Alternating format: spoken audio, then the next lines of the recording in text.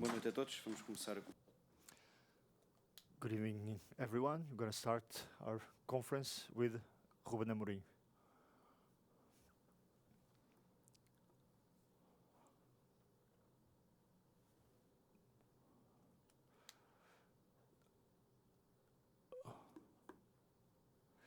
Good evening. Today you decided to, on the second half, to put in Nazinho, Matheus Fernandes, and the substitutions didn't make take an effect. Did you think you made a mistake with these substitutions? A match that Sporting needed to win. I'll also ask you about Sporting's goal. Was there a foul on Aidan? About the goal, it was a goal, not a lot to say.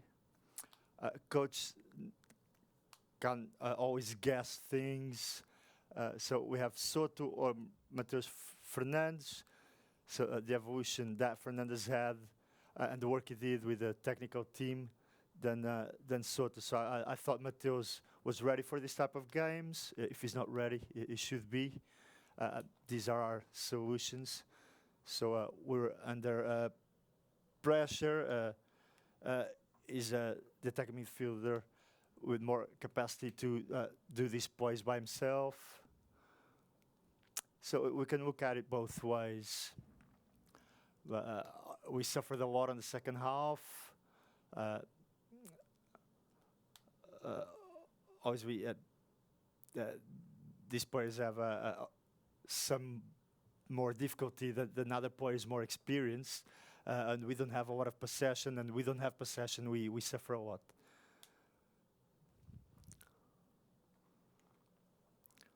The second half was a second half of anguish.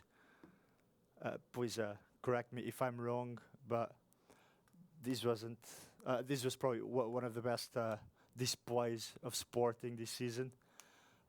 Paulinho, he did not score, but it looks like he was spectacular in the first half.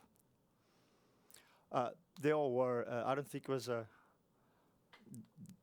our best first half, but we did come into the match with a lot of personality.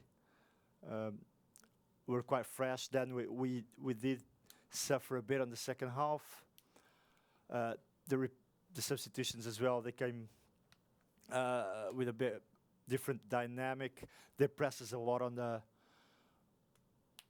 right wing. In the second half, we suffered. We suffered like we have suffered in other matches. We tried to make changes, but we weren't capable of doing it. So Sporting always depends on himself. Like last year, after being knocked out on the first on the round of 16s, what do you think now about this display tonight? What we knew was a very balanced group. We offered two goals to Marseille. We weren't very competitive. That time we were very concentrated in the whole match, which is a sign of our team. But today we have this match, but now we have Aroca coming next. That's our next match. So let's not think about Tuesday, but let's think about Saturday about Aroca. So, what would you like to tell us about all these emotions at the end? The opportunity by Nazinho and almost the goal by Tottenham. Do you think that the 2-1 would be too hard a punishment? But Nazinho had these two chances, didn't score. That's what makes a great player in these big stages. Well, Nazinho, he didn't score, but he was almost there. So you shouldn't think about that. He just needs to improve game by game. I know he will grow. He was by himself. He didn't score when he was in a very good position, but that's part of the whole process. I think we deserve the point. We played with a strong team. If they had won, they would have go through. The second half, they were vastly superior, but we had to adapt. Sometimes we had a line of 5, or other times a line of 6 defenders, and suffering as a team will also help us grow, and it would be very unfair to not leave with a point. Antonio Conte is very unhappy with the decision. What was your view on the disallowed goal, please? I didn't see the footage of the play. Of course, he's unhappy. I'm very happy.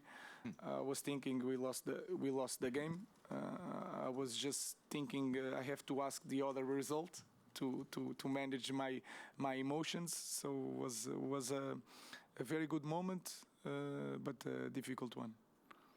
Próxima questão. Hi, Ruben. Can I ask, how exciting is this group going into the final game week? 2 points separate top and bottom. And also, what can you say about Marcus Edwards coming back to Tottenham, scoring the goal, and the impact that he's had and how good he can be? He can be very good, but he has to improve. He has to maintain the level in the first half, in the second half. So the talent is there, but he has to improve a lot. The group is very balanced. Anything can happen, but it's important for us as a club to be in the final game, to fight for the first place, the second place, the third place, and the fourth place. So it's exciting. Let's see in the end. Última questão. Last question. Matthew Marshall from Portugal. Mr. Amorim, obviously VAR is going to be a big talking point after this game. It helped your team today, but how do you feel about it, just as a fan of the game?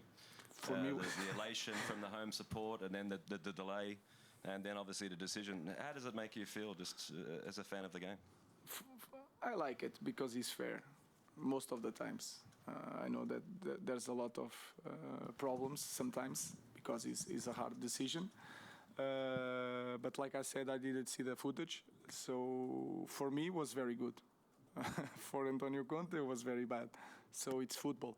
But for me, it's a good tool to improve football. So for the fans, sometimes it's not so good, but I think it's fair. Muito obrigado. Thank you. Obrigado.